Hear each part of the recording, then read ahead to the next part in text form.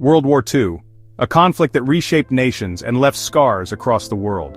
For Japan, the war was both a moment of power and pride, and a path toward destruction and rebirth.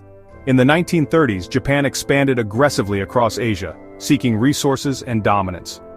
Pearl Harbor in 1941 brought the United States into the war, turning the Pacific into a fierce battlefield.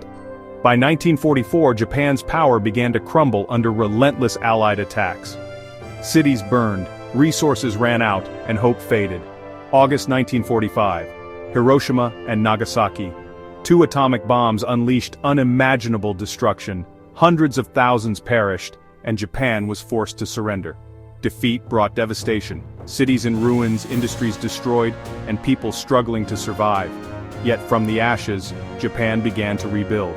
Under U.S. occupation, a new democratic constitution was written. Within decades, Japan rose again, this time not as a military power, but as an economic giant. Technology, innovation, and culture turned Japan into a global leader. World War II left Japan scarred, but it also transformed the nation, teaching the world a lesson about war, resilience, and the power of rebuilding.